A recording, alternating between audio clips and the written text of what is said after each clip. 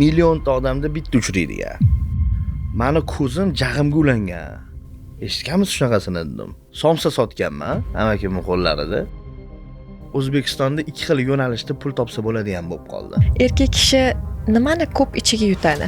Bitta bloger ichib kelgan yonimga. Mashhurlik shu darajada quvvardim.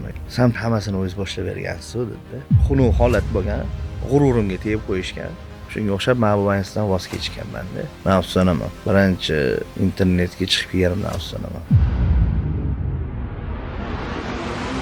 Yaxshilikni noloyiq odamlarga qilib, evaziga sen odam emassan degan gapni eshitganlarim meni katta darsligim, katta sinov keldi. Agar sen erkak bo'lsang, Ko'zingizda hech kimga o'xshamas bir defekt bor. o'sha jag'iga bog'liq. Xabaringlar bor, har bir mehmon uchun qanaqadir sifat bilan intervyuni boshlaymiz, lekin bugungi mehmonimizga sifat berishga biroz qiynalyapman. Sababi hozir bu insonni biz ism familiyalarini aytganimizdan keyin menimcha bu narsani tushunib olasizlar. Qisqacha izoh beradigan bo'lsak, blogerlik sohasini ilk ochib bergan, ham yaxshi, ham yomon kommentariyalarga sabab bo'lgan, hozirgi kunda Abdurahmon Mufid nomi ostida faoliyat olib boradigan blogerlarimizdan. Assalomu alaykum, xush kelibsiz. Assalomu alaykum. Sabringizga rahmat. Sababi mana shu videoni boshlanishida bir 10-kadrda o'xshadi. Rostdan qiynaldim-da. Haqingizda nima deyishga? Boshlanishining o'zi intervyu bo'lib ketdi. Intervyu vaqti bo'lib ketdi.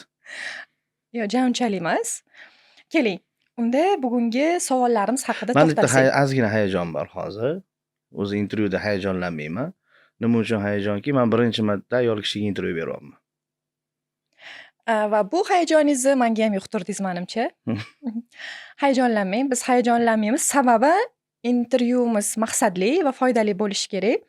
Ba'zi intervyularda sizni eshitganmiz. Ya'ni bloger bo'lguningizga qadar ko'plab ishlarni, faoliyatlarni amalga oshirgansiz. Keling, agar shular esingizda bo'lsa, shularni bir boshidan sanab bersangiz, kim va qaysi kasb egalari sifatida ishni boshlagansiz? Kasb ko'p emas menimcha, lekin qilgan ishlarim juda ko'p. Hozir so'zma-so'z sanab bera olmasam kerak, ancha bo'lib ketdi-ku. Lekin bir marta mana shu blogerlikni boshlab, taxminan 2 yil o'tib, birinchi mashinani adamga sovg'a qilganimda ko'zimda yosh bilan eslaganman va sanaganman. O'rtacha yo 23 ta, yo 24 ta joyda ishlaganman. Taxminan shu Abuvans bo'lgunimcha. Adashmasam, elektrik sohasida ham. U oxirgi ishim, montyor. Ya'ni men katta transformatorning butkalarni komanda bilan kenishni sochib olib yig'ardik, stalbaga chiqardik. Botir o'rtog'im bo'lardi. Bo'cha meni ko'rayotgan bo'lsangiz deysan. Biz poyga o'ynardik. Oyoq taqib stalbaga chiqib tushish bo'yicha kim tez chiqib tushadi, o'shanga poyga o'ynardik. Men o'zi asl birinchi ishimni Telegramdan boshlaganman. Dublyaj bum degan kanali bo'lardi. Nihonga ovoz berardik. Montajda qo'shib yuborsanglar bo'lardi. O'rganish kerak edi. Endi o'rganamiz mana. Buni eplolmaysan-ku. Turgan qo'shin sana. Oy kelingizlar bitta o'ynab qo'ying. O'rgilib ketdingizlar, o'ynasanglar, men o'ynagandek bo'laman bo'lam.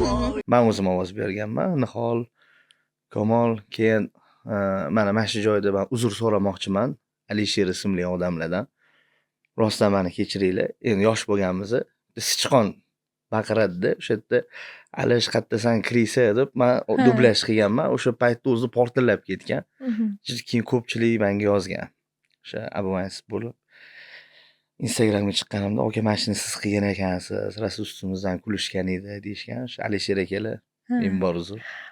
Demak, o'sha dublyaj paytida o'zingizni shaxsiyatingizni ochmagansiz. Ya'ni ko'rinmasdan turib dublyaj o'zi portlab ketgan. Hattoki bizgacha yetib kelgan, ko'rganmiz.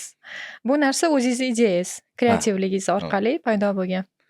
Qanaqa kirib qo'yganimni aytib beraymi? Mayli. Ko'p joyda aytmaganman. Balkim aytgandirman. Men xolam o'g'li Jasur bo'lardi. Biz kepka sexida ishlardik. U glavniy edi. Men bichuvchi bo'lib ishlardim. Kepka sexida kepka ham ishlab chiqarganmiz. O'sha paytda Stefano Rich billioner kepkalar bo'lardi. O'sha kepkalarni ishlab chiqarilayotgan paytda uni orasida 2015-2016 yillarida Telegram endi avjiga chiqayotgan payt edi. Kanallarning dodasi Barada degan kanal bo'lardi. O'shalarga tog'aynim programma olib kelib qo'ygan, Madlibs degan. O'shanda dublyaj qilib berganmiz ularga-da, kanalga qo'ygan. Katta prosmotr bo'lgan Telegram kanalda. Yaqin bo'lib qo'yamiz ularga, ora-chorada dublyaj tashlab turardim men. Keyin xullas kepka sexida ishlab chiqarilayotgan kepkalarni o'zimcha qatdan xayolimga kelgan bilmayman, shu Telegram kanaliga bersam, reklama qilib bersa, sotsam nima qiladi deganman-da. Ishlab chiqarish o'zimizda-ku 9000 so'mdan olardim kepkani. 150 mingdan internetda sotganman. Shu Telegramga, kanallarning dodasiga, Baradaga berganman. Bitta reklama qildim, portallab ketdi, yaxshi pul ishladim. Ikkinchi marta qilishdi, portallab ketdi, uchinchisi pul so'rashdi. Bizning tirikchiligimiz bu. Shuni shundoq qo'yib yuborsiz nimasi bu pul desam, yo'q deydi, mana shundan pul topamiz dedi. Lampochka yondi. Nima men qila olmayman dedim. Men ham qilishim kerak-ku dedim. Endi bolaligimdan ijodkorlikka talpinish, intilish bor. Teatralniy institutiga topshirganman, kira olmaganman. O'zi asl aktyor bo'lmoqchi bo'lganman. Lekin umidlar so'nib ketgan edi. Keyin qidirdim, nima kanal ochsam bo'ladi? Liboy kanal bor. Sevib qoldim, o'lib qoldim. Bugun obeddan keyin osh yeyman. Liboy kanal bordi. Keyin to'xtadim, men dublyaj qilishni bilardim dedim. Kanal ochaman dedim, dublyaj bum qildim. Zo'r ko'tarildi. Taxminan 3 oydan keyin Farhod degan bola, hozir en Farhod bo'lib ijod qiladi. Qo'shildi sherik bo'lib menga. U ham zo'r dublyaj qiladi. Ancha kuchli bola. Keyin shu bilan ko'tarilib ketdi. Kafe, restoran kirsam, meni dublyajimni eshitishyapti, odamlar kulyapti-da, meni tanimayapti. Voy alam qilib ketdi. Keyin bir xunuk holat bo'lgan, ozgina g'ururimga tegib qo'yishgan. U mavzuni oldin ham aytganman, hozir gapirmay qo'ya qolaman. Tegib ketgan, ustimdan kulishganligidan keyin bir kunning o'zida Instagram ochib, birinchi vaynni olib, sразу Instagramga qo'yganman. Ungacha Instagram ishlatmaganman. Demak, sizga nisbatan, deylik, shaxsiyatingizga nisbatan og'ir gaplar yoki so'zlar sizni qaysidir ma'noda Instagramda rivojlanishingizga sabab bo'lib qolgan. Juda ham yaxshi. 24 ta hunar yoki ishlarni, har xil turdagi ishlarni qilganman dedingiz.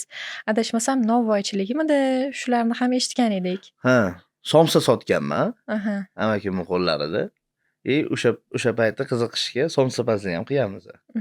Bu savollarni berishimdan maqsad bor, Abdurahmon aka. Maqsad negadir hozirgi atrofimizdagi endi rivojlanayotgan, endi katta bo'layotgan yoshlar ko'zida sizlar, ya'ni blogerlar juda ham oson hayotda, ya'ni shundoq telefoni bo'lsa bo'ldi, ozgina rol o'ynab bersa bo'ldi, bloger bo'lib, omadi kelsa rivojlanib ketadi degan fikrda o'sib qolishyapti-da. Va shu yo'sinda istagan bola telefoni bilan o'xshasa o'xshamasa har xil qiliqlar qilib, odamni g'ashiga tegadigan ishlarni qilishyapti. Ya'ni bu yoshlarga qarata siz bloger bo'lguningizga qadar 24 xil sohani ishlab, 24 xil joydan 24 xil zarbalarni olganingizni ochib berish niyatim bor-da. Shu sabab juda qiziqdim. Ya'ni elektrik sohasini eshitgandim, novvoylikni eshitgandim. Qolganlari, demak, shofyorlik ham qilgansiz bu orada, shunaqami? Ha, shofyorlik ham qildim. 24 ta soha bu. Interesga sanab ko'ramiz ham. Mayli, zo'r bo'lar. Xo'p. Chorsida ayron sotdik. Disk sotdik. Endi disklar chiqqan payt edi. Yangiobod bozorida telefon olib sotganman. Vaqti kelsa hayvonlar ham olib sotganman. Tipratgan, mushuk, quyon, Yangiobodda u ham. Bundan tashqari Akfada ishladik, romlarida. Demak, sotuvchilikni o'zida 5-6 xil yo'nalishda sotuvchilik qilgansiz-da? Undan tashqari yana qanaqa ishlarni amalga oshirgansiz? Xo'p. Santexnik bo'lib ishlaganman. Elektrik bo'lib ishlaganman. Axrana bo'lib ham ishlaganman. Malyarchilik ham qilganman. Tarket yopishtirardim, aboy yopishtirardim. Patologga plastik gips karton. Ustachilikdan ham xabaringiz bor demak. Ha, duradgorlikdan ham. Hey. Keyin taklifnomada ishlaganman. Paynetda ham ishlaganman. Abnal ham qilganman. Aytib kelsa, agar buni kasb deb bilsak, plastik karta endi modaga chiqqan paytda unaqa ish ham qilganmiz. Bozorda yog' ham sotganman. O'rizorda. Eng qiynalgan ishlarimdan shu bo'lgan. Chunki qishga yaqin kirganmiz. 2013 2014 paytlarimda eng sovuq qish bo'lgan. O'sha paytda men arava tortardim. Juda og'ir bo'lgan. Juda sovuq bo'lgan. Va o'sha yili hatto shu darajada sovuq bo'lganki, Drujbada konsertlar to'xtagan. Ya'ni asosiy konsertga keladigan muxlislar viloyatdan-da yo'llar yopilgan. Ko'pchilik konserti bo'lmagan o'sha yil. Sovuqlikni darajasi yuqori bo'lgani uchun. Ha, men o'sha yilda juda qiyin bo'lgan rostdan. Qaysidir ma'noda otangizlar katta joyda ishlab, yaxshigina daromad egasi bo'lib, lekin adashmasam eng kichkina farzandsiz. Eng kichkina o'g'il farzandini shunaqa mehnatda toblantirganlar. Bu narsa bo'yicha qanaqadir ulardan xafa bo'lib yoki hozirgi kunda rahmat aytadigan qanaqadir joylaringiz ham bormi? Bu hozir ishlaganimcha hech narsa emas mani. Adam aytbetdan bo'shasam, urishmasdilar mani. Ha, mayli ko'ngling yoqmayaptimi, bo'ldi ishlama derdilar. Ertasi kun boshqa ishga ketdi derdilar. Umuman sizni deylik Undan tashqari men ish darajasi deylik, ishlash 7-sinf bo'lsa, 7-sinfgacha ishlaganman men. Men akamning uyida ishlardim. Shanba, yakshanba men uchun dam kun bo'lmagan. Yaqinda ham adam bilan gaplashayotdik. Men rahmat deyman ota sizga. Akamni hozirgi yashab turgan uylarini adam bilan biz remont qilardik. Uyda o'zi duradgorlik, o'sha uyda ishlar, malarkalarni ham ustozim adamda buni. Keyin bitta odamga shogirdlikka tushganman. Har shanba yakshanba yuragim bezillab turardi. Maktabda sinfdoshlarim shanba kuni adam bilan bo'tga boramiz, yakshanba kuni mamtga boramiz desa men remont qilaman derdim. Yoki dushanba kuni chiqib yakshanba kuni kecha biz adam bilan bo'tga bordik desa men ishladim derdim. Ya'ni kichkinaligimdan ayamasdilar. Kichkinaligimdan konkretni toblantirib o'stirardilar. Uyi mana domni anaqasi bo'ladi, betoni bo'ladi, bir xil bizib olib tashlaydi. O'shani buzdirib, betonlarni menga tashtirganlar. 3-etajdan to musorkagacha olib borish taxminan 5-yo 6-sinf bolaga o'rtacha 50 kilo, 40 kilo bo'lardi. Qopi. Olib tashirdim. Hozir bitta savol paydo bo'ldi deymanda. Endi biza xabaringiz bor, ta'lim sohasida ishlaymiz va ota-onalar bizga suhbatga kelishganda suhbatidan ko'ramanda, ya'ni o'g'il farzandlarini ayniqsa otalar, onalar juda ham ayavorishadi-da. Mehnat u yoqda tursin, hattoki uyga vazifa bermay, bola charchiydi degan vajlarni ko'rsatishadi. Mana shunaqa ota-onalarni dunyoqarashi yoki pozitsiyasiga qanaqa qaraysiz? Sizni otangiz tarbiya qilgan metodika to'g'rimi aslida? Ya'ni siz bu narsani o'zingizni farzandlaringizda ham hozir qo'llaysizmi? Ikki xil turdagi pozitsiyadagi tarbiyalash usuli haqida gaplashdik-da. Siz ota-onangizni tarbiyalash usuli haqida gapirdingiz. Men hozirgi yosh ota-onalar haqida gapirdim. Aslida menimcha hozirgi yosh ota-onalar ham bizga o'xshab katta bo'lgan. Qiyinchilikda. Hozir ne unaqa qilishyapti bilmayman.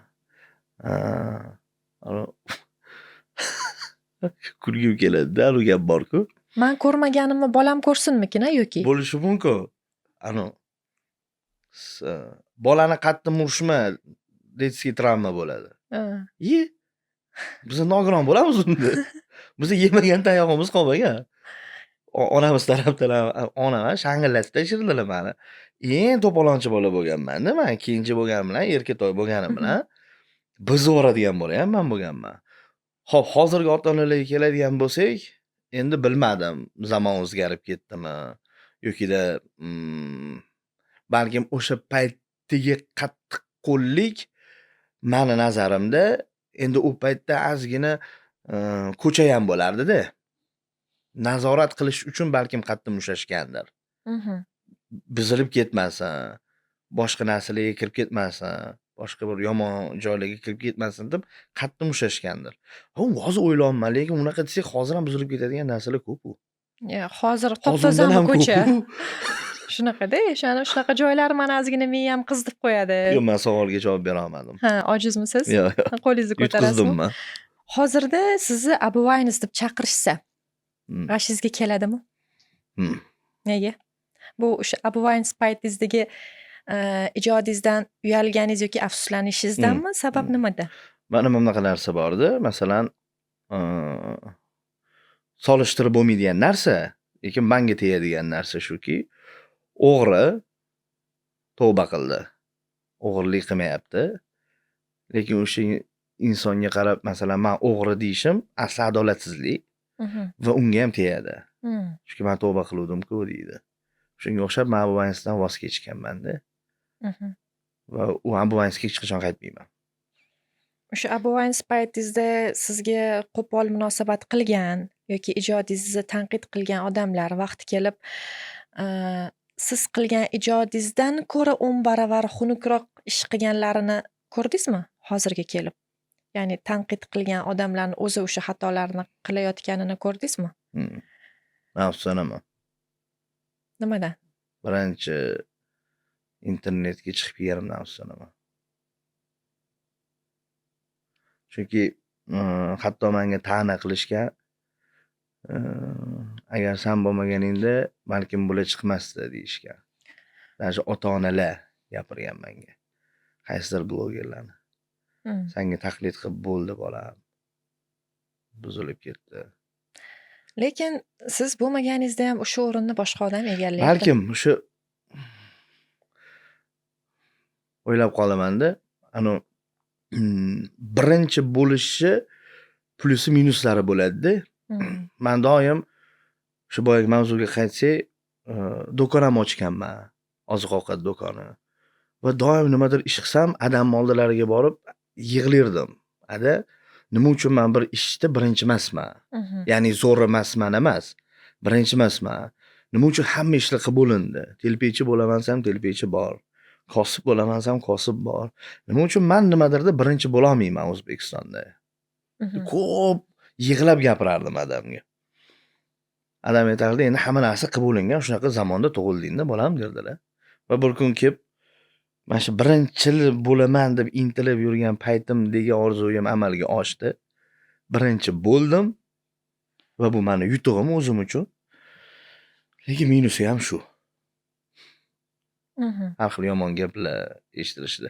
Даже shunaqa holat bo'lganki, bitta bloger ichib o'tiribmiz, ichib kelgan yonimga. Juda bachkana videolar olardi. Quchoqlab ko'rishdida. Nimaga bunaqa ichdingiz? Mashhurlik shu darajada quvordimi? Yo oldindan shunaqa ichamidingiz? Sam tentecha qiluvlar qilishni boshladi. Ichib olganda. Ya bunaqa qiluvlar qilmaysiz, hammasini o'zingiz boshlab bergansiz-ku dedi. Mana shu o'tirganlarni hammasi shunaqa bo'lishi balkim siz aybdorsiz dedi. O'sha tegan. Mana shu kabi insonlarni shunaqa fikrlari tufayli Abdurahmon Mufidga o'zgardingizmi keyin? Menimcha Yo'q, uning uchun emas. O'zimga yoqmasdi. Ko'nglingiz xotirjamdek bo'lmasmidi, qanaqa bo'lgan? Men ko'pchilik o'yladi, chiqib, yo buni qilish gunoh, bu harom bu deb gapiradi deb o'yladi. Yo'q, menga emas avvalo, nimadir ishi gunoh, nimadir harom deyish. Biz domla emasmiz, ustoz emasmiz. Qalb xotirjamligi bo'ladi-yu, qilayotgan ishim o'zimga yoqmasdi. Ya'ni odamlarni kuldirib pul topish. Bo'ladi-yu, kuldirish emas. Aynan kuldirib pul topish o'zimga yoqmasdi. Mashtim doim og'rib yurardi. To Abdurahmon Mufidga o'zgarmagunimcha mashtimda og'riq bo'lgan. Yutuqlarim bo'lgan, keyin ishni zo'r narsalarga erishganman, lekin halovat bo'lmagan. Lekin yaxshigina daromad manbai, yaxshigina daromad oqimi bo'lgan paytda o'zgarish qilgansiz va o'sha menimcha kattagina sinov bilan kelgan bo'lgan bo'lsa kerak. O'rtacha $20,000 topiladigan narsani shunaqa qilib yuborganmiz. Oyiga. Ha. Shunaqa qilgan. Unda ham otamdan maslahat olganman. Ota, ko'nglim bo'lmayapti. Nima deysiz, sekin-sekin kesaymi, hozir kesaymi desam, qalbing nimani istyapti dedilar. kesishni san unda hozir kes. Daromad nima bo'ladi deb baribir kimdandir motivatsiya olishingiz kerak, kimdir xotirjam qilish kerak, men sani yoningdaman deyish kerak-ku, hech bo'lmasa. Daromadni o'ylama, Alloh beradi dedilar. Kes dedilar. Shu kesdim. Butkul media sohasidan chiqib ketmoqchi bo'lganman. Butunlay, umuman profillarni blok qilib, boshqa qilib. Keyin Ozod kelgan yonimga. Akam gapiryaptilar. Shuncha yil mehnat qilib, odam yig'di, auditoriya yig'di. Shunchaki yo'q bo'lib qolishi bu to'g'ri kelmaydi. Hech bo'lmasa xayrlashib ketsa, ya'ni podpishchilarga nisbatan hurmatsizlik bo'ladi, deb Ozod akasi aytganlar. Balkim boshqacha yo'nalishda ijod qilib ko'rar deb taklif berilgan. Keyin bir ustoz oldilariga borganmiz. Ustoz shuncha chiroyli tushuntirganlarki, shuncha yil yig'gan odamlaringizni yaxshilik yo'liga chorlashga nima deysiz? Balkim shuncha odam bekorga yig'ilmagandir. Balkim endi bunaqa yo'nalishingizni o'zingizni ko'rsatishingiz kerakdir. Ertaga shuncha odaming bor edi, san motivatsiya bersang bo'lardi, targ'ib qilsang bo'lardi, nimaga qilmading deb so'ralsangiz nima bo'ladi deganlar-da. Keyin bir hafta o'tirib o'ylab, yangicha yo'nalish qilaman deb, yana O'zbekistonga yangi yo'nalishda kirib kelganman. Ya'ni birinchilardan bo'lib. Ya'ni motivatsiya, tarbiyali emas, umuman butkul boshqacha yo'nalishda. U paytda unaqa rol o'ynab suhbat bo'lmasdi, azuchka qilinardi. Ham videoni boshida nimadir gap birilardi, bo'ldi. To oxirigacha men rol o'ynasam, video tagida Oybek ukamiz gapirib berardi. Bu ham yangilik bo'lgan.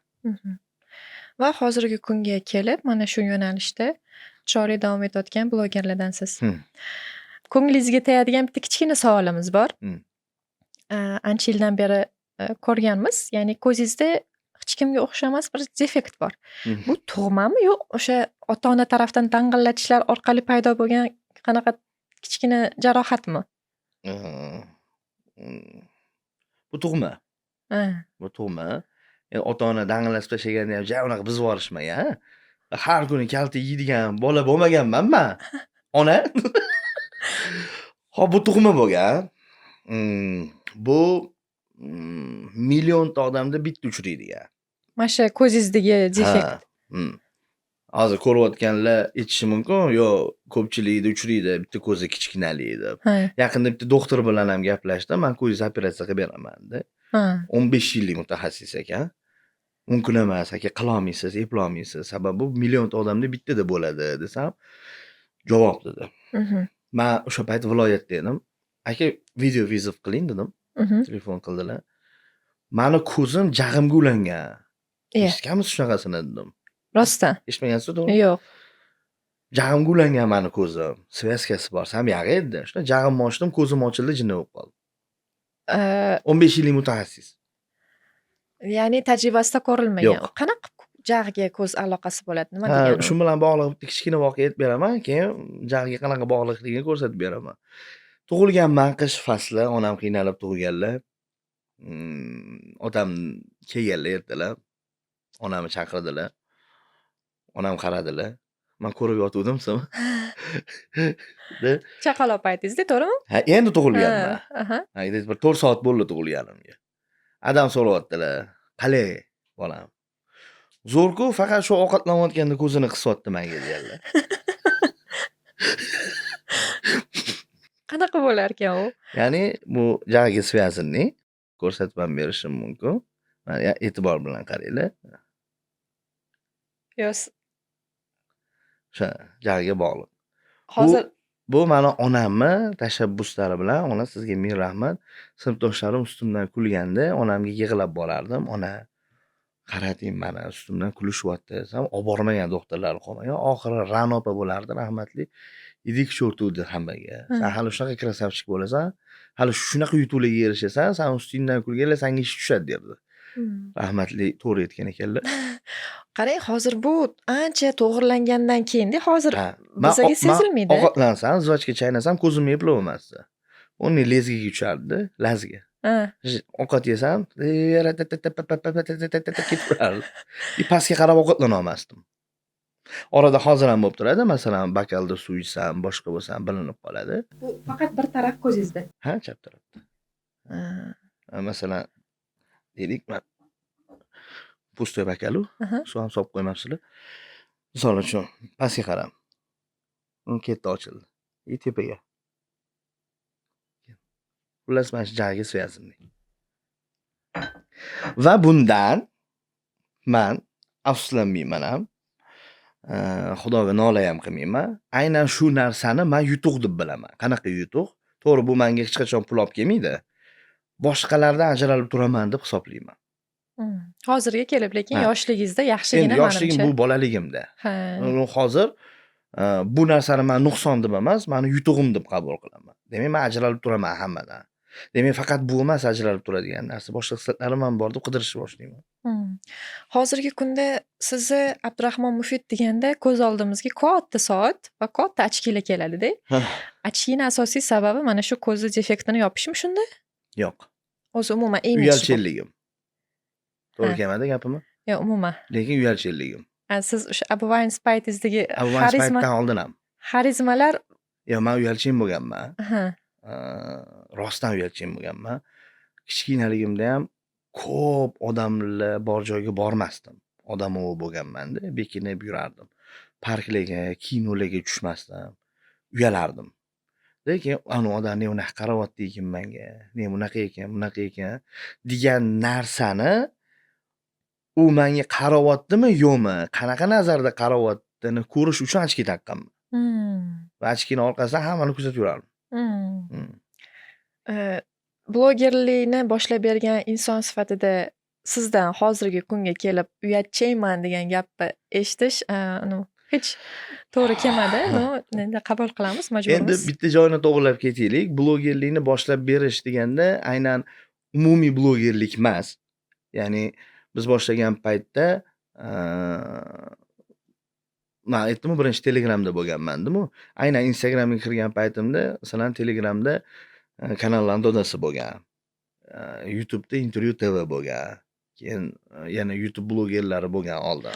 Lichniy bloger sifatida, alohida shaxs sifatida menimcha siz Ha, sizda. shaxs sifatida to'ppa-to'g'ri, komanda sifatida masalan Go'uz bo'lgan mendan oldin. Faqat u ruscha kontentda bo'lgan. Men o'zbekchada birinchi Vayner bo'lib, ya'ni Yakkaxon deydimi? Birinchi bo'lib chiqqan men bo'lganman va juda uyalchan bo'lganman. O'sha paytda reklamaga chaqirishsa, kimdir antimda qarab turadi-yu, voy, qanaqa bo'lar ekan o'zi hayotda deydi-yu, gapira olmasdim. Ani kechiringlar, shu nariga xonaga kirib tursanglar, video olsam derdim. Abdurahmon aka, oxirgi payt odamlarni qaysi qilayotgan ishlari sizni hayratga solyapti, masalan? Bo'ladi-yu, odam ham shunaqa bo'ladimi degan savollar bo'ladi-yu. Nafsda pul uchun любой narsa qilib olish. Любой. Pul uchun jigar sotib olyapti kerak bo'lsa. Pul uchun lavzdan qaytilyapti. Endi bunaqa narsa hayotimizda ko'p bo'ldi, sizda ham, menda ham. Juda ko'p bo'ldi. Bitta voqea bo'ldi-da. Ustoz. O'quv markazlari bor. Suhbat bo'lyapti. Aynan xodim masalasi bo'yicha men dardimni aytyapman, ular ham dardini aytyaptilar. O'qituvchi, qo'limdagi o'qituvchi madrasada ishlaydi.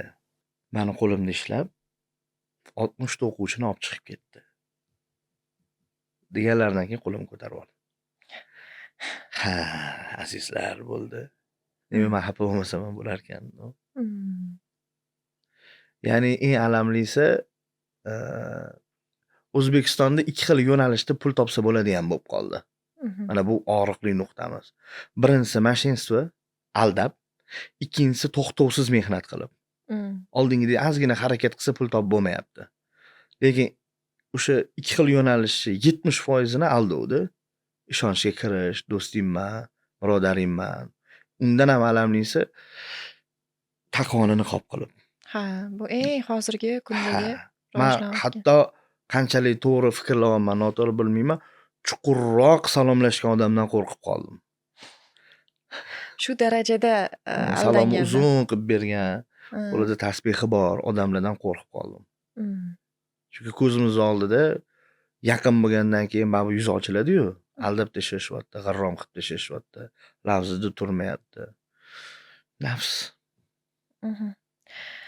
Unda siz havas qiladigan insonlar ham bormi? Ya'ni aynan shaxsni ism familiyasi kerak emas. Qanaqa sifatdagi insonlarga havas qilasiz? Hmm. Insonni shaxsini chetga suraylik. Mhm. Balkim u o'g'ridir, Mhm. balkim kriminalistdir. Man jamiki ishiga qo'pol qilib aytganda tupuraman. Qachonki ota-onasini hurmat qilsa. Mhm. Tamom. Men o'sha odamga havas qilaman. Bo'ldi. Mhm. Eng ulug' narsa hozirgi kunda mo'jiza ham bo'lib qoldi. Atrofimizdagilarda ham ko'ryapmiz, ota-onasini hurmat qilmayapti. Shu Mhm. ota-onasini hurmat qildimi, kim bo'lsa ham. Men o'ylayman, yomon odam bo'lsa ham ota-onasini duosini oldin bir kun o'zgaradi u. Hmm. Aniq o'zgaradi, yaxshi tarafga o'zgaradi. Bilasizmi, oxirgi paytlardachi mana bu ota-onani duosini olish yoki ota-onani hurmat qilish bu tabiiy inson borki, mana shu ishni qilishga majburda men uchun. Lekin bu birinchisi. Yoki bo'lmasam er va xotin munosabatlarida erkak kishi xiyonat qilmasligi, yomon yo'lga yurmasligi bu deylik insonni inson qilib turuvchi, fitratini tozalab turuvchi muhim shaxsiy odatlardan birida. Lekin mana shu gaplarni hozirgi kunda xuddiki nima desa bo'ladi, faxr bilan, maqtanish bilan aytilyapti-da. Alam qiladigani ham shu-da. Ha. O'zi shunaqa bo'lishimiz kerak-ku. Mana anaqa bor-ku. Men bugun mana bu ishlarni qildim deb faxrlanadi-da, hozir aytganingizdek. Hmm. O'zi asli shunaqa qilishing kerak sen. Ha. Bu faxrlan, men uni aldab yuboradigan joyimda aldamadim. Hmm. Yo'q, o'zi sen aldashing kerak emas. Savollarimiz orasida sizni deylik yoshingiz, sizni ko'rgan kechirgan deylik turmush tarzingiz bo'yicha ba'zi savollar tuzilganda.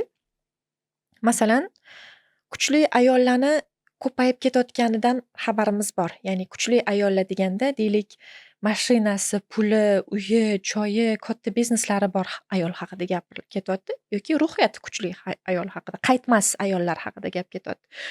Umuman jamiyatda kuchli ayollarni ko'payib ketayotgani bu erkaklardagi mas'uliyatsizlik oshib ketayotganidanmi yoki ayollarni o'zi ko'p narsa xohlab olganidanmi?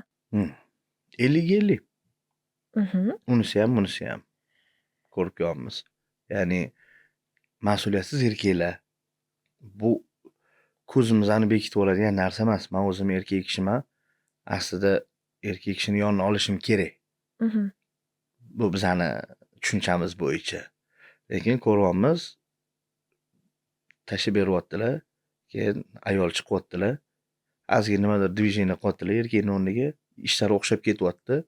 Ketda ayol kuchayib ketyapti-da. Mhm. Kuchli ayol bo'lishchi bu o'zi katta mavzuda. O'zi aslida ayol kuchli bo'lishi kerak. Ayol kuchli bo'lmasa ham bo'lmaydi-da. Erkakni erkak qiladigan ham ayol-ku. U qaysi sohada bo'lishidan qat'iy nazar ayol kuchli bo'lishi kerak. Vaqti kelsa erkakdan kuchli bo'lishi kerak. U nimadirga erishishdan tashqari ayol kishini qobiliyati ba'zi joylarda erkak kishidan kuchliroq bo'ladi. Mhm. Ayol kishini o'sishi ham tezroq bo'ladi. Chunki erkak kishi ha mayli deydigan joylarda ayol kishi mayli demaydi. Yo'q deydi, oxirigacha deydi. Urush janjalda ham ahamiyat bersak, ayollar ko'proq qiladi, erkak kishi ha mayli deydi. U ayol kishi haqmi, erkak kishi haqmi joyida emas, mavzu unda emas. Ayol kishi o'zi ushadimi qo'yib yubormaydi.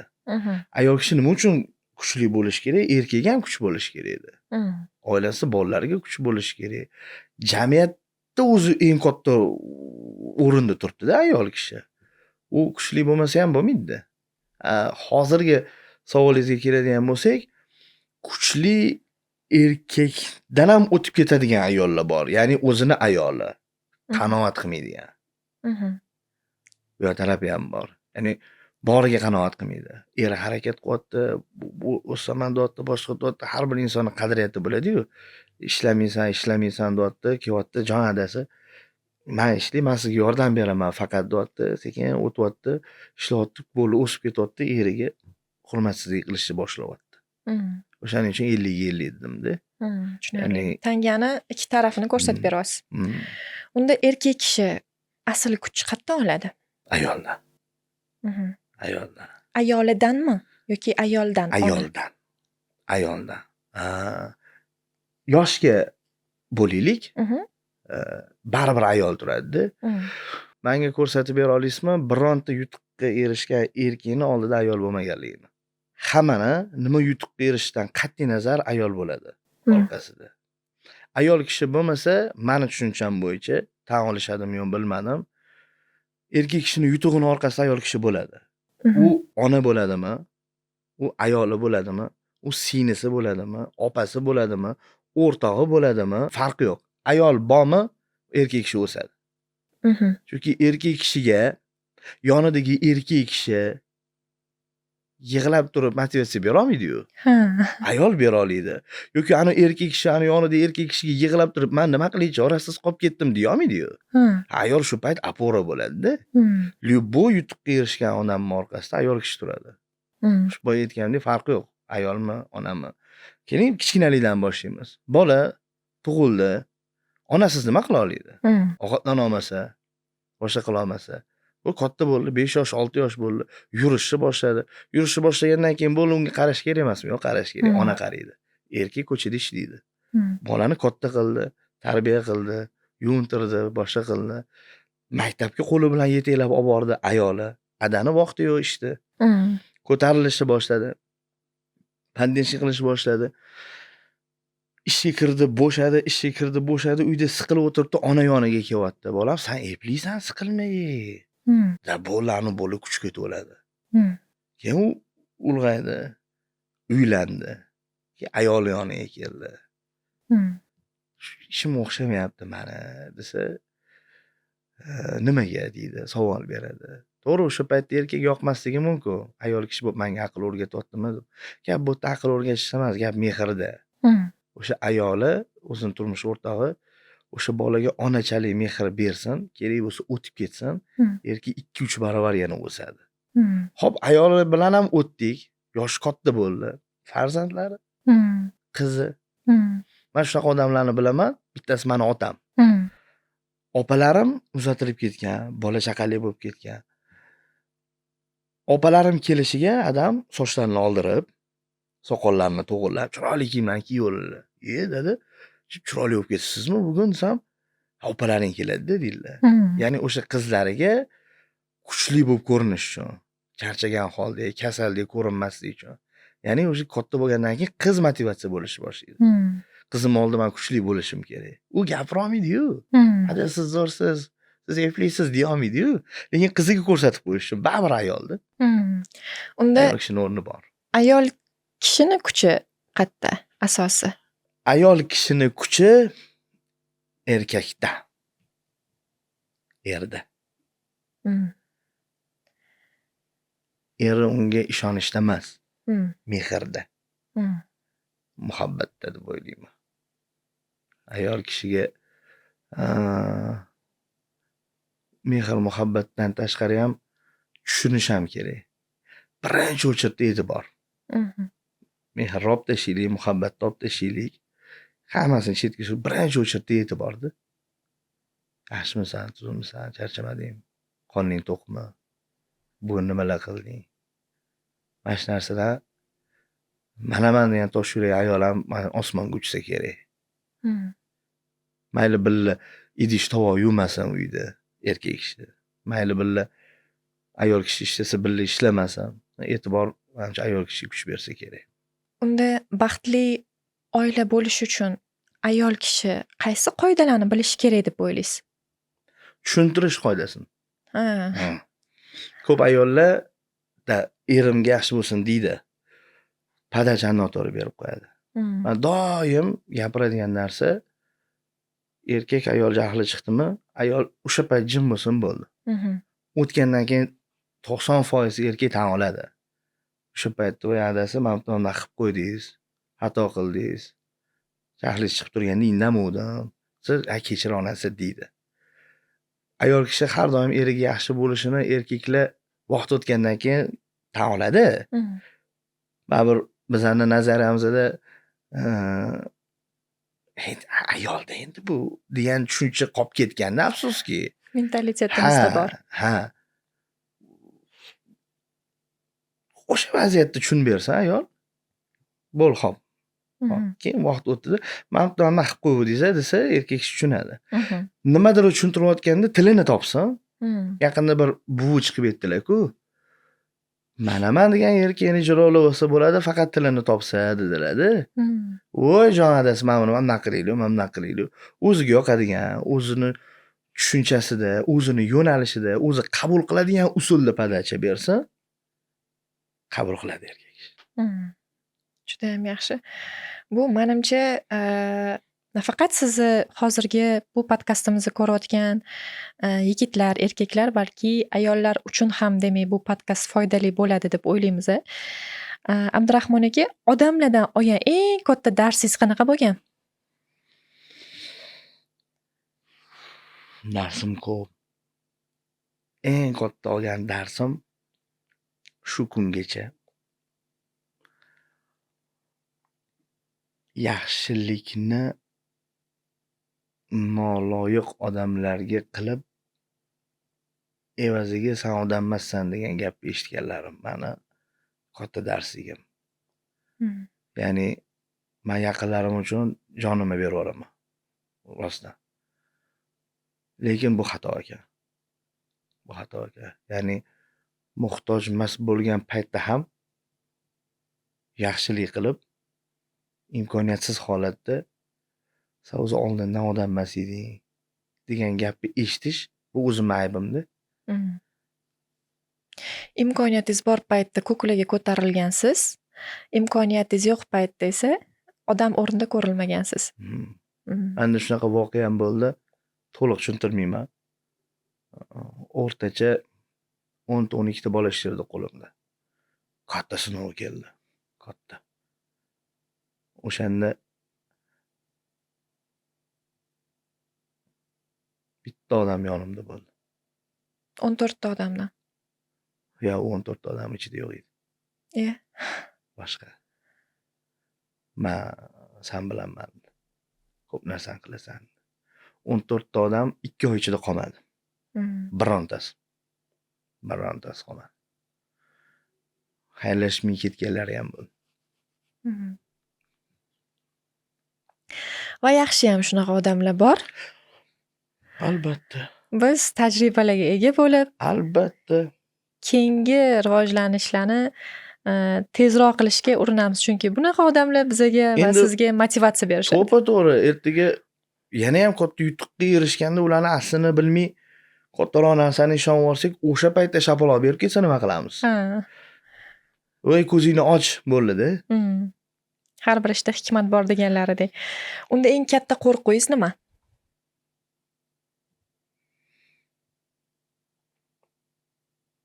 Onam.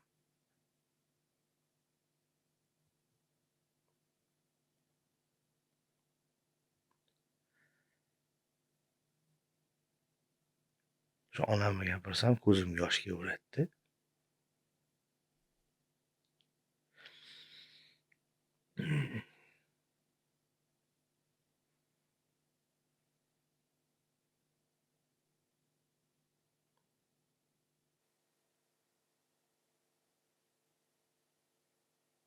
Salfet yo'q to'g'ri.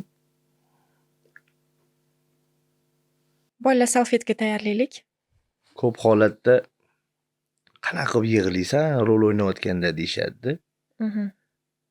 Aynan shu narsani eslab ko'pincha yig'layman. Ko'zimga tezroq yosh kelsin. Demak, ona mavzusi boshlanganda sizda avtomat ravishda ko'zingiz yoshlanishi bor. Bu shu hayotingiz davomida onangiz bilan bo'lgan munosabatlar hammasi ko'z oldingizdan o'tganidami?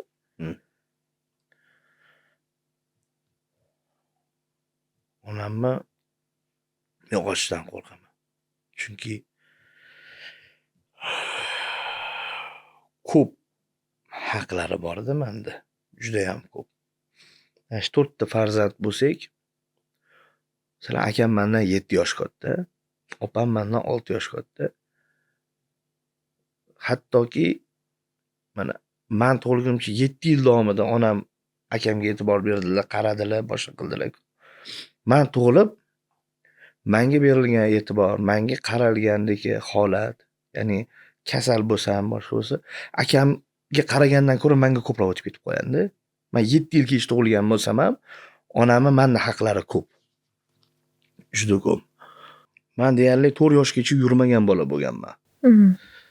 Quyosh ko'rmaganman-da, qishda tug'ilganligim uchun. Oyog'im ham bunaqasiga qiyshiq, ham mana bu ikkita taz deydimi? Shu bel qismi o'smagan. Oyoqda tikka tura olmaganman, orqaga yiqilib ketaverganman. U paytda adamda imkoniyat zo'r emas. Eski Toshbiyga borar ekanlar-da. Men aniq eslolmayman. Ozgina eslayman. 4 yoshli bola tasavvur qiling. Qo'lni ko'tarib avtobusga chiqar ekanlar. Men endi kaprizliman-ku o'zimcha. Yig'lab avtobusda odamlarni turg'izar ekanman. Turg'izib, onam o'tiraman sizlar ham yig'lar ekanman, meni qo'yaman sizlar ham yig'lar ekanman. Yo, o'sha joy bo'sh turish kerak ekan, men onamning qo'llarida turishim kerak ekan. 4 yoshli bolani qo'lni ko'tarib, ikkita пересадка qilib avtobusda Toshmiga borib, keyin qaytib keladi. Yo'q, ikkita пересадка emas, bitta пересадка. Nima uchun bu gapni gapirdim? Ikkita deb hozir uni ham aytaman. Borib qaytadilar. Qaytishda Beruniga kelganda to'polon qilar ekanman, tramvayda ketaman. Vaqti kelganda imkoniyat shu darajada yo'qligidan shu Beruniyda tushib qolsam, tramvayga imkoniyat yo'q, qo'lni ko'tarib 2 kilometr uyiga peshkom ham ko'tarib olib borganlar. O'shani o'zi mana shu katta haqlar edi. Endi bu shu kungacha qilganlari juda ko'p onam. Hozirgi yutuqlaringizdan eng ko'p xursand bo'ladigani ham ota-ona aslida, to'g'rimi? Ha, menga savol berishdi, niyatingiz bormi? Ota-onangizni chet ellarga olib borishda, haj safarlariga olib borishga, jo'natishga. Alhamdulillah jo'natganmiz. Bu savollarni qo'shmadik, chunki xabarimiz bor. Videolarda ko'rganmiz, eshitganmiz. Jo'natganmiz. Ota-ona mavzusida deyarli armonim yo'q. Orzularim bor. Armonim yo'q. Nimaiki o'ylagan bo'lsa, hammasi bo'lgan, ijobat bo'lgan. Hammasiga erishganmiz. Onamga qiladiganlarim ko'p lekin. Chunki men sho'x bo'lganman-ku, endi to'polonchi bo'lganman, hech kim eshitmaganman. Onam shunaqa ayol bo'lganlarki, men maktabdan qochib kelsam, qochib kelganimni telefon orqali bilmasa yoki kimdir aytmasa ham onam ko'chada ko'rib qolardilar meni. Ko'chada yurganimda o'sha bo'lardilar. Qaytib keldingmi maktabdan derdilar. Qayerda yursam bilib qolardilar. Bir kun men Islom universitetida gimnaziyasida o'qiganman. Darsdan chiqib Chorsu bozoriga borsam, aylanib. Onam yuribdilar-da. Umuman planimda yo'qdi. Men qochib ketdim, ko'rmadilar meni. Men aytdim, mahalla bo'lsa-yu mayli. Nima bo'pti yuribdilar aytdim. Onamning haqlari ko'p.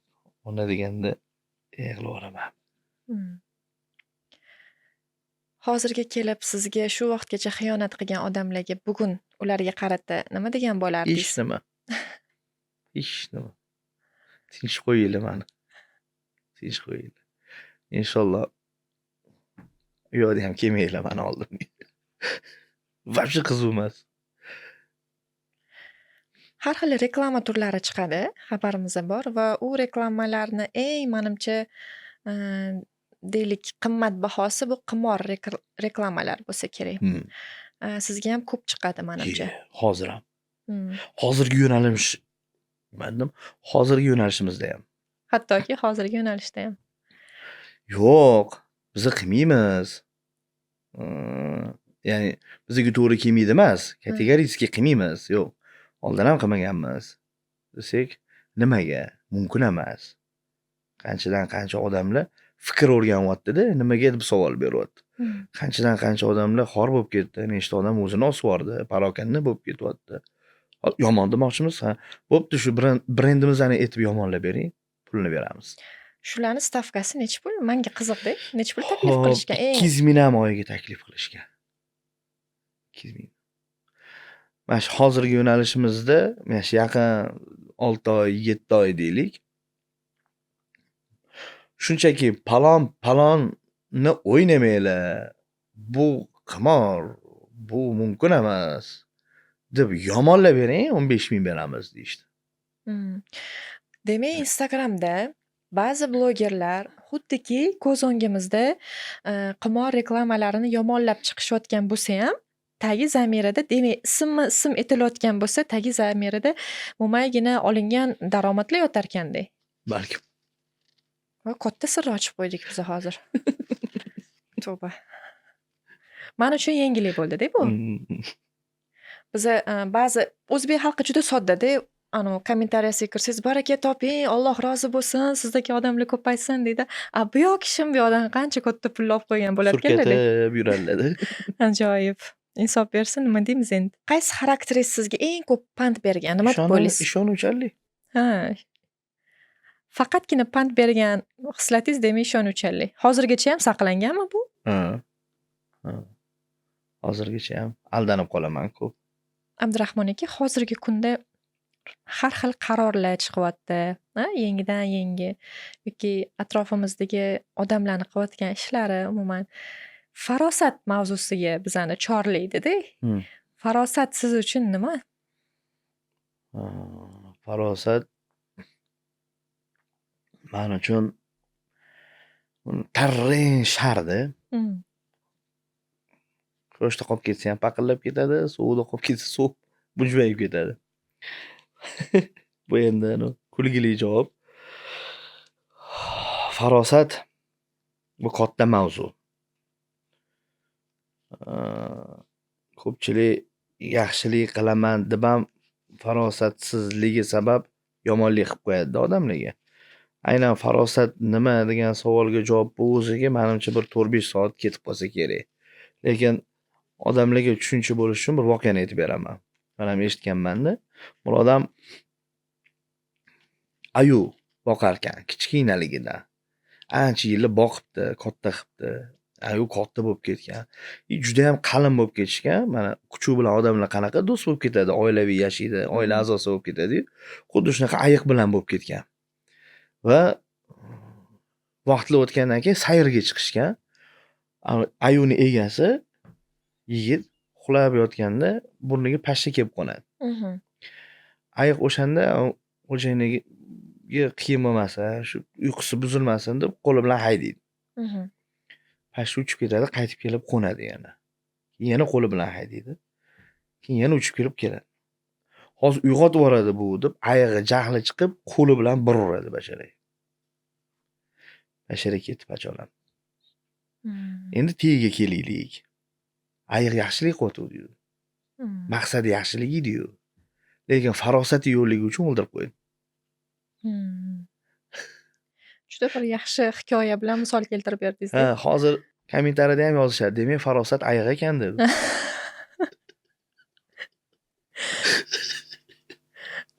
Farosat ko'rinmaydi, lekin yo'qligi bilinadi deyiladi-yu. Shunaqa. Abdurahmon aka, umumiy olganda har xil fikrlar bor-da, hozirgi yosh turmush qurayotgan oilalar uchun. Masalan, erkak kishi oilasini boqa olmasa, uylanishi xatomi? Yo'q. Uylanish kerak. Baraka bor-ku. Uylansa baraka bo'ladi-ku. Anu gap bor-ku. Tushunmayman-da. Nima ish qilar ekan? Xohlarmikan? To'g'ri, qizini o'ylaydi ota-onalar. Lekin rizq Allohdan. Bizning qo'limizda emas-ku, Allohdan-ku. Nima ish qilar ekan? Palon ish qilar ekan, piston ish qilar ekan. Bu nima ish qilar ekan? Yaxshi bola ekan faqat. Xo'p, yaxshi bolaga ber. Anunga bergan rizqim unga beradi. Lekin anuni puli ko'p. Tarbiya. Dabdala qilib tashlagan. Lekin qiz yaxshi yashaydi. Zo'r-ku. Oila dabdala, qiz boy. Demak, hozirgi ajrimlarning qaysidir bir protsentiga ota-onani qizini o'ylab xato qilib qo'yayotganini sabab qila olarkanmiz-da. Balkim. Balkim. Chunki Qizini o'ylab emas, o'zini o'ylayotgani ham bor-ku. Hmm. O'zini o'ylab, kelajagini o'ylab. Shunaqa odamlarni ko'rdik. Qarzdan qutulish uchun qizini uzatganlarni ham ko'rdik-da. Hmm. Va alamli bu. Bilmayman, o'zgarib ketdimi hamma? Oldin bunaqa narsalar yo'q edi-yu. Tinchgina yashirdik-ku. Yo kichkina bo'lib bilmaganmizmi? Erkak kishi nimani ko'p ichiga yutadi? Shu oilasiga qilib bera olmayotgan narsalarni bo'lsa kerak. Hmm. Buni qilib bera olmayapman, buni qilib bera olmayapman. Любой yuk ko'taradi erkak kishi. Hmm. Ham любой yuk. Erkak kishi 1 metr joyda ham uxlab ketadi.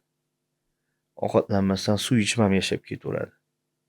Lekin ota-onasi xohlagan narsani qilib bera olmasa yoki ayoli yoki farzandlari, "Men noloyiq farzandmanmi, noloyiq ermanmi, men noloyiq otamanmi" degan narsa yutib oladi erkak kishi. Hmm. Mana shuni alamini ichiga yutsa kerak. Hmm. Erkakni sindiradigan ayollarning 3 ta xatosi haqida gaplashsak. Xo'p. Xatosi- Birinchisi Xatosi ko'p bo'lishi mumkin. Bizaga o'sha eng muhimlaridan 3 tasini sanab bersangiz. xiyonat. Birinchi o'chirdi. Erkak kechira olmaydi ham, ko'tara olmaydi ham. Yo voz kechadi, yo bir balo qilib qo'yadi. Ikkinchisi sizni qo'lingizdan kelmaydi degan gap menimcha kechirilmasa kerak. Sindirib tashlaydi erkak kishi. Sindirib tashlaydi. Uchinchisi sizga tegib nima ko'rdim? Ah. To'kib yuboradi. O'zini ham qilgan shuncha yillik mehnatini yo'q qilib yuboradi. Hmm. Hammasi yo'q ketadi. Shunga o'xshash yana bitta gap aytishardi mani uyimdagilar. Bu so'z juda ham qo'rqinchli so'z deb. Nima qilib qo'yibsiz? Er bo'lib nima qilib qo'yibsiz? degan so'z ham. Yo'q bo'lib ketadi. Shuncha yil mehnati, shuncha qaragani, balkim vaqtida sevgandir u, mehr bergandir, unga savobli yozilgandir. Hammasi yo'q ketadi. Sizga tegib nima ko'rdim yoki menga nima qilib berib qo'yibsiz? Savolimiz davomida kichkina blitz savollar bor-da, aynan shu savolga taalluqli. Ideal ayol bitta sifat. Sadoqat. Ideal erkak bitta sifat. Qahramon. Oilani saqlaydigan kim? Vafo. Sifat emas, kim? Erkak. Erkakni buzadigan narsa. Pul. Ayolni baxtsiz qiladigan narsa. E'tiborsizlik. Sevgini 3 ta so'z bilan ifodalab bering desam, qanaqa javob berasiz? U ham sifat bilanmi yo farqi yo'qmi? Farqi yo'q. Ona, ayol, qiz. Xiyonat sababi, bitta katta sababi. Tarbiya. Ya'ni xiyonatni men uchun yengillik bo'ldi. Xiyonatni sababi tarbiya, ya'ni ota-ona tarafidan vaqtida berilmagan to'g'ri tarbiya. Bu qaysidir ma'noda vaqt o'tgandan keyin erni ayolga yoki ayolni eriga bo'lgan xiyonati bilan yoki do'stlikka nisbatan xiyonati bilan. Men qochardim bu mavzudan. Qochardim, ya'ni onasini ko'rib qizini ol deyishgan-ku.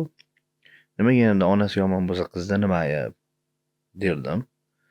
Balkim bu videoni ko'rayotganlar ham shu fikrda qolishar. Lekin men 100% demayman. 90% hozirgi kunda ona nima bo'lishidan qat'iy nazar qiziga namuna. Aniq men ko'rib kelyapman, undan keyin ham ko'rib kelsa kerak. Любой dabdala bo'lib ketgan qiz orqasida onasi turibdi. U eriga hurmatsizlikni ham onadan o'rganadi. Libo yomon illatni onadan o'rganadi, qisqa qilib aytganda. Tuya voqeasi bor-ku, eshitganmisiz? Yo'q. Bittasi shu arab davlatlarida bo'lgan. Tuya olishga boribdi, qip-qizil katta tuya turgan ekan. Nesh bir balonsim. Nima aybi bor? Buni aybi yo'q, onasida aybi bor edi. Qanaqa ayb? O'tirib olardi. O'zidan o'zi o'tirib olardi. Tuyalarda bosh tuya bo'ladi-da, bosh tuya nima qilsa, orqadagi tuyalar ham shunaqa ish qiladi. Ha, bunda yo'qmi unaqa? Yo'q, bunda yo'q. Onasida aybi bor edi o'shanaqa. Ha, bo'pti, xo'p. Ketdi. oldida sotib oldi. Karvon yo'lga chiqdi. Bitta tuya, orqada 10 ta tuya. Hammasida yuk bor. Shuni o'rtasiga keldi, qizil tuya o'tirib oldi. Orqasida hamma tuyalar o'tirdi. Va u odam xizmatchisiga uyga borganda kelinga talog'ini berdim dedi. Ye. Bordi, talog'ini berdi, qaytib keldi. So'radi xo'jayindan, nimaga unaqa qildi desa, onasi buzuq edi. Hayvongaki onasidan o'tganmi, insonga o'tadi.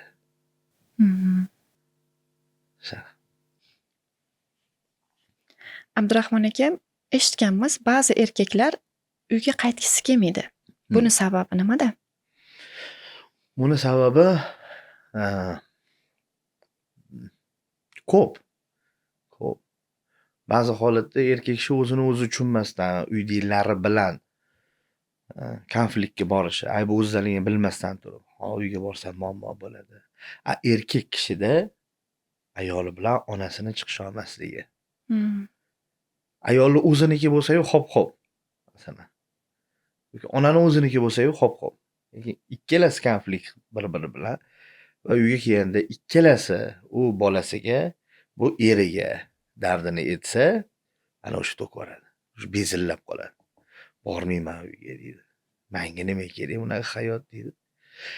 Keyin hurmatli ayollar, hurmatli onalar, ko'chadan mehr qidiradi erkak kishi. Keyin ona ham siqiladi, voy men bolamga unaqa tarbiya bermadim. Keyin ayoli ham siqiladi, voy men erimni yaxshi ko'rardim, mehr muhabbat berardim. Bu yoqda shuncha konflikt dabdala bo'lib ketgani qoladi xolos. O'zi bilasizmi, o'zbek erkaklariga qiyin deyishadi. Balki ayollarigadir. Yo'q. O'zbek erkaklariga qiyin deyishadi. Nimaga desa, tarozida bo'lish. Ishxonada tarozida bo'ladi. Rahbarning gapini ko'taradi. Bu yoqda klientlarning gapini ko'taradi. Uyga kelsa onasi bilan ayolini tarozida ushlab turadi. Ano tarozisiz yashamaydi o'zbek erkaklari. Kimgadir g'ashiga tegishi mumkin gaplarim. Lekin menda hammasi yaxshi degan erkak bitta atrofida yosh og'aynilari, do'stlari, aka-ukalariga bitta qarab qo'ysa, mana shu ahamiyat berganmiz, Instagramda video tarqaladi. Erkak kishi uyiga kirishdan oldin mashinasida 1-2 soat o'tiradi. O'sha narsani Instagramda olib chiqishuvdi, 10 million, 20 million prosmotr bo'lib ketdi. Sababi nima? Hamma erkak kishi shu uyga kirishdan oldin o'tirib o'ylaydi. Kelajagi haqida o'ylaydi. Nimalar qilishni o'ylaydi. O'sha ayoli bilan onasi konflikt bo'lsa, uni rishinasini o'ylaydi. Nimalar qilib bera olsam ekan farzandlarimga deydi. Onam orzularini qanaqa amalga oshirsam deydi. Bilasizmi, bizga qiyin. Erkaklar. Lekin ayollarga ham qiyindi. Buni ham tan olish kerak edi. Bitta ayol butunlay begona uyga bitta erkakga ishonib kelyapti. Bu yo'g'ini hisobga olish kerak edi. Albatta. Ha, bu yerdan ota-onasi bu bolaga ishonib tavakkal qilib berdi. Mayliki ota-onasini ishonib berganini hurmat qilmasin erkak. Endi majburiyat, yashashimiz kerak, hayot shunaqa. U endi ayol, men erkak, baribir yashaymiz deb qabul qildi ham deylik, lekin u o'sha erkak uchun kelganini inobatga olsin. Ya'ni mana deb keldi bu. Mayli onasiga gap o'tmas. Mayli singlisiga gap o'tmas masalan. Lekin ayoliga shirin so'z bo'lsa bo'ladi-yu. Onasi yomonlasa dab urib ketib qoladi. Bu erkakning ishi emas-da. O'zi ayol kishini urish erkakning ishi emas. Men miyamga sig'dirib ola olmayman, oqlab ola olmayman. Masalan, deyishligisi mumkin. O'zi buzuq ayol bo'lsa-chi, o'zi undoq bo'lsa-chi, o'zi bundoq bo'lsa-chi masalan. U ayolda voz kechish bo'ldi. Nima qilasan, urib o'zingni yomon ko'rsatib. Abdurahmon aka, ayollar eridan nimani kutmasligi kerak? Voy. Nima o'ylantirib qo'ydi bu savol. Ayollar eridan ortiqcha narsa. Nima o'sha ortiqcha narsa? Masalan, Matiz olishga imkoniyati bor, Lacetti oling deyish kerak emasdi. Me'yoridan, imkoniyatidan ortiqcha narsani kutmaslik kerak. Yana bitta qiziq savol bor-da. Erkaklar ayollarga ayta olmaydigan bitta haqiqat. Ya'ni buni teskarisi ham bo'lishi mumkin-da. Ayollar erkaklarga ayta olmaydigan haqiqatlar bor bizda. Lekin mehmonimiz siz bo'lganingiz uchun bu savol sizga qarata. Erkaklar ayollarga ayta olmaydigan bitta haqiqat.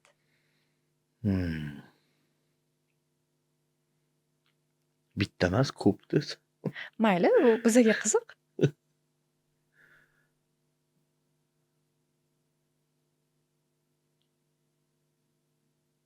Juda charchadim. Mana shu bo'lsa kerak. Juda charchadim degan so'zni eshitish, Etish. ayol kishini Erkak kishini ayoliga yetolmaydigan. Ayolga yetolmaydigan. O'zini kuchsiz ko'rsatmaslik. Qo'lidan kelmayotganini bildirmaslik. Bu meni erim-ku deb suyanib turibdi. Men hozir qanaqa qilib ojizligimni ko'rsataman deb shu charchadim deya olmaslik bo'lsa kerak. Shaxsiy fikrim. Abdurahmon aka, savollarimiz orasida noodatiy savollar ham bor. Agar sen erkak bo'lsang deb boshlangan gapni tugatib bering. Eng kamida 3 ta misol keltirib bering. Agar sen erkak bo'lsang, lavzingda tur. Agar sen erkak bo'lsang, ota-onangni hurmat qil. Agar sen erkak bo'lsang, qo'lni siltalamasdan qaddingni ko'tarib yana harakat qil. Ajoyib. Agar erkak bo'lsang. Erkaklar ayollardan nimani talab qilishga haqqi bor yoki nimani talab qilishga haqqi yo'q?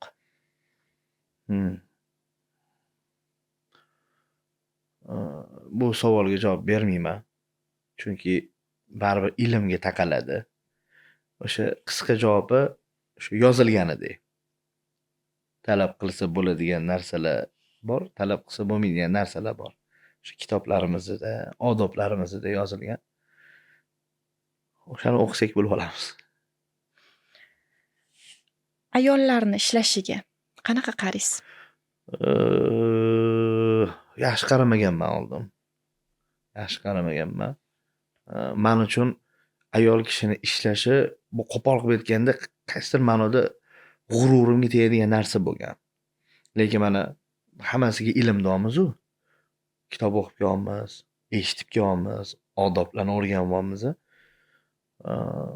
O'sha davrlarda ham mard ishlagan, o'zini ko'rsatgan, erkaklarga yordam bergan ayollar bo'lgan. Mayli uni o'qidik, o'rgandik. Hozir zamon unaqa emas. Hozir boshqacha bo'lib ketdi, aynib ketdi degan taqdirimizda ham masalan, meni ayolim kasal. Deylik, ginekologga olib borishim kerak. Erkak doktor ko'radim. Yoki-da qizimmi? Misol uchun. Ayol ko'radi. Ayol doktor bo'lish uchun ishlash kerak-ku. Masalan, men agar ayolimmi, qizimmi, singlimmi aynan ayollar qilish kerak bo'lgan ishda ishlaymansa, hozirgi kunda qarshilik qilmayman. Qarshilik qilmayman. Demak, vaqti kelib sizni fikrlashingiz ham, deylik, oldingi yomon ko'rgan narsalaringiz hozirga kelib to'g'ri holatda qarashlaringizga sabab bo'lgan. Demak, inson o'zgaradi. Inson o'zgaradi. Ko'pchilik o'ylaydi 25 yoshgacha shakllanadi deydi. Yo'q, inson har doim har xil bo'ladi. Buni bitta misol bilan keltirib bera olaman. Yosh boladan, kichkina boladan adang aqllimi yo sen aqllimisan desa, kichkina bola men aqlliman deydi. Yosh katta bo'ldi 18, 20. Adang aqllimi, sen aqllimi desa, men aqlliman deydi. Bolaligidan ham ko'ra ko'proq men aqlliman deydi. Yonib aytadi. 30-35 ga chiqqanda sen aqllimisan, adang aqllimi desa, adam ham ko'p narsani biladilar deydi. manimcha bilsalar kerak deydi. Mhm. Bola 40 dan o'tgandan keyin erkak kishi adam aqllilar deydi. Mhm. Mana shuni o'zidan bilsak bo'ladi, inson o'zgaradi. Tushunarli. Ayollar turmush o'rtoqlarini, ya'ni erlarini o'zgartirishga harakat qilishlari bu to'g'rimi? To'g'ri ma'noda to'g'ri yo'lga bo'lsa to'g'ri. Mhm. Agar erkak qabul qilsa. Qabul qilmasa babi ko'nikadi. Mhm. Taqdir. Hozirgi kun erkaklariga bitta maslahat berishingiz kerak bo'lsa, qanaqa maslahat bo'lardi o'sha? Ota-onalarni hurmat qilinglar. Ota-ona hozir ko'pchilik hurmat qilmayapti. Mhm. Bu alamli narsa, og'riqli narsa, odamni ko'ziga yosh keltiradigan narsa. Ikkita odam ishlamasa ham bo'ladi deyilgan. Bittasi ota-onasini roziligini olgan, ikkinchisi ota-onasiga oq qo'ygan. Mhm. Ota-onasiga oq qo'ygan odam nima ish qilsa ham ko'karmaydi. Ota-onasini duosini olgan odam opol qilib aytganda qo'lini qayerga ko'rsatsa ish bitib ketaveradi. Barakasi bo'ladi. Mhm. O'shanga ota-onani duosini olinglar. Ota-onaga shirin so'z bo'linglar. Bizani tushunmaydi demanglar. Ota-ona tilimiz chiqmaganda qornimiz og'risa tushunishdi. Yig'ilashimizga qarab nima xohlashimizni bilishdi. Tilimiz chiqmaganda-da u paytda. Suv yesak, tilimiz bo'lmasa ham suv yeyotganimizni his qilishdi-da. Katta bo'lib tushunmayapti demanglar. Biz tushuntira olmayapmiz. Ota-onaga biz tushuntira olmayapmiz. Ota-onani biz kichkinaligimizda qanaqa bizani tushungan bo'lsa, biz ham ularni shunaqa tushunishimiz kerak. Ularga mehribon bo'lishimiz kerak. Kerak bo'lsa, keragidan ortiq.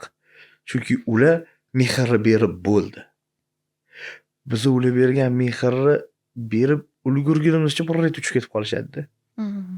Ketib qolishadi. Ulgura olmay qolasizlar. Allohga behisob shukr, meni ota-onam tirik. Mana ulgurish harakatidaman. Inshaalloh niyatlaringizga yetib yuring. Farzandlaringiz ham xuddi sizdek bo'lishi haqida o'ylaysizmi? Ya'ni xuddi sizdek farzandlaringiz bo'lsa, Shubhasiz. Shubhasiz. xohlaysiz demak. 5 yil oldin shu savol berishganda yo'q derdim. Mhm. 5 yil oldin farzanding senga o'xshashini xohlaysanmi desa yo'q derdim. Mhm. Chunki u paytda Abdurahmon boshqa edi. Hozir shubhasiz. Mhm. Kamida mendek bo'lsin ham deb qo'yaman. Mhm. Yaxshi. Atrofingizda yosh yigitlar, shogirdlar ko'p va ularni hech qaysisi uylanmagan deyarli ko'pi. Endi uylanish arafasida turgan yigitlarga qanaqa maslahat berasiz? Ya'ni qiz, yor, turmush o'rtoq tanlashda aynan qaysi jihatlariga qarab tanlash kerak ayolni? O'zi bu narsada fikr bildirish uchun men hech kimman. Aslida domladan so'rash kerak. Aslida kitobdan o'qish kerak. Ya'ni kitoblarda yozib qo'yilgan ayol kishining 4 ta sifatiga qarab uylaninglar deyilgan. Endi u narsani men aytishga o'zimni loyiq deb bilmadim. Lekin o'sha o'zimni tajribamdan kelib chiqib aytay. Birinchi bo'lib onasi. Qizni onasiga qarab. Ikkinchisi odob. Boshqa yo'lda o'zini qanaqa tutyapti qiz. Chunki libo odam birinchi ko'rishganda iliqlik uyg'otib yubora oladi-da. Keyin bu boshqacha ekan bu bo'lib qoladi. Ikkinchisi odob, kuzatish kerak baribir. O'sha mahalladan surishtirib boshqa. Uchinchisi savollar. Maqsad nima o'zi? Balkim va'dasini olsak, ertaga kelajakda yillar o'tib o'zgarsa, sen mana bunaqa va'da bergan eding-ku. Yo'q, men endi bu va'damda turmayman desa, balkim o'sha payt erkak "Kel shu va'dangda turishingga men yordamlashib boraman" deb yana baxtli bo'lib ketishar. Ajoyib. Hozirgi kunda blogerlikdan tashqari juda ham ko'p bizneslarni qilib ko'rganingiz haqida ma'lumot bor. Hattoki adashmasam go'sht bo'yicha qanaqadir restoran ochgansiz, yana shunga o'xshash va hozirgi kunda ko'plab tajriba va o'sha deylik xiyonatlarni ko'rib aqlli holatda yangi loyiha Turagentstvo deymiz, shunga qo'l urdingiz. Avvalo tabriklaymiz. Natijalar davomli bo'lsin. Va bu bo'yicha qanaqa qilib o'zgarishga keldingiz? Qanaqa qilib bu sizni maqsadingizda bormidi, orzuyingizda bormidi? Va hozirgi kunda sizni blogerligingiz aynan mana shu loyihangizga qanaqa yordam beryapti? Va kelajakni qanaqa ko'ramiz? Sekin-sekin blogerlikni tark etasizmi yoki qanaqa olib borasiz? Yo'q, bu ahd qilingan ish. Man o'ylayman, judayam pulim ko'p bo'lib ketsa ham baribir ijod qilishda to'xtamayman deb o'ylayman. Birinchidan, qisman o'zimga berilgan va'da. Ikkinchidan, ijodni juda yaxshi ko'raman. Nisbiy kamayishi mumkin, lekin davom etadi. Turagentstvoga kelsak, o'sha boyagi aytganingizdek, hamma ish qilib ko'rildida, xatolar qilindi, ko'p pul ham topildi, tushildi ham. Turagentstvo o'zimni yo'nalishimga yaqin, ya'ni men sayohatni yaxshi ko'raman. Masalan, bir yilda 3-4 marta betga chiqmasam ham imkoniyatim bo'lsa chiqaman. Imkoniyatim bo'lmasa, hech bo'lmasa kamida 5-6 marta borib kelaman. Sayohat odamni o'stiradi. Sayohat odamni boy qiladi. Sayohat qanaqa odam boy qilish mumkin desa, qayergadir borib nimadir o'rganib keladi-da. O'shani balkim hayotida tatbiq qilar, qilib ko'rar, balkim yangi biznes o'ylab kelar. Nimalar bo'lib ketgan taqdirda ham sayohat eng zo'r yutuqqa erishadigan yo'l. Va bu soha menga yaqin bo'lgani, ko'p sayohat qilganligim uchun aynan shu Turagentstvoga asos soldim. Hozirgi blogerlik kasbim brend uchun foyda beryapti, lekin mijoz oqimi uchun emas. Mijoz oqimi uchun ishonch muhim. Men oldin qanchadir odamga xizmat ko'rsatib yorib borsam, mana hozir taxminan bir 50 ga odamga xizmat ko'rsatdik, yaxshi. Mana o'shalar sarafanni sekin klient olib kelyapti. Lekin aynan blogingdan, ya'ni o'zimning yo'nalishimdan, reklamalarimdan faqat brendga, nom chiqarishga foyda bo'lyapti. Avvalo bu ishingizga ham, blogerlik sohasi va hozirgi boshlagan biznes loyihalaringizga ham alohida omadlar tilaymiz.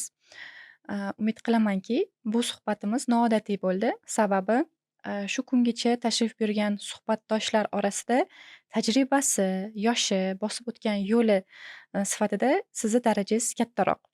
Va bu savollar shu tarzda tuzildiki, sizni ko'radigan yoshlar, deylik kattalar ham qaysidir ma'noda o'ziga kerakli bo'lgan narsalarni olishsin. Inshaalloh. Foydali bo'lsin va manfaatli bo'lsin.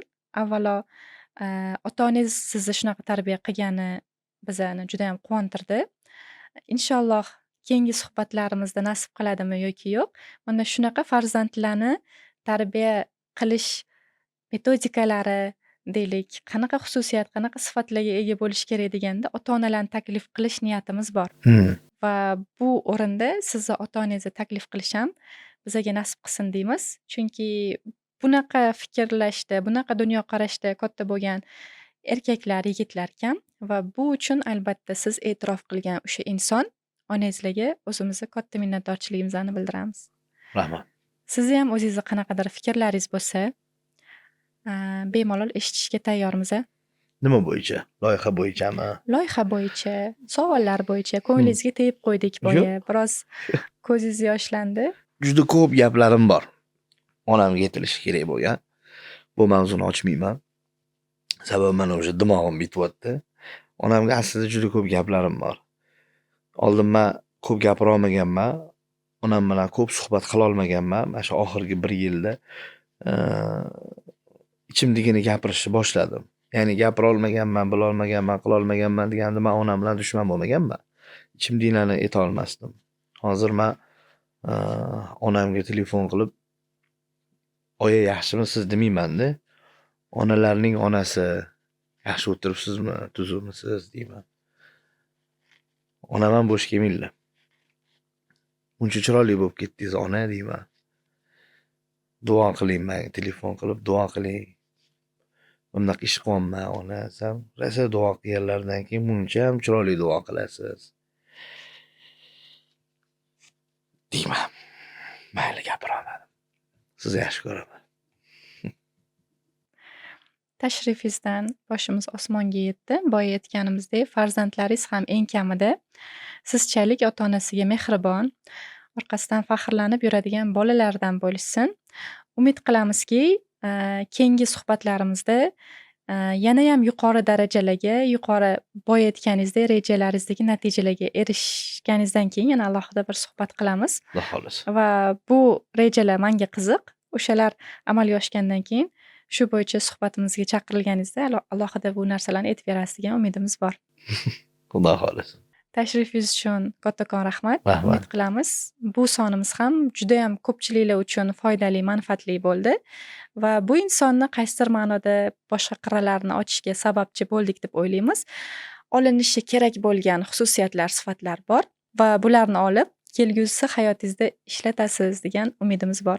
Hammaga rahmat. Olinishi kerak bo'lmaganlarni olmanglar. Sizlarga ham rahmat.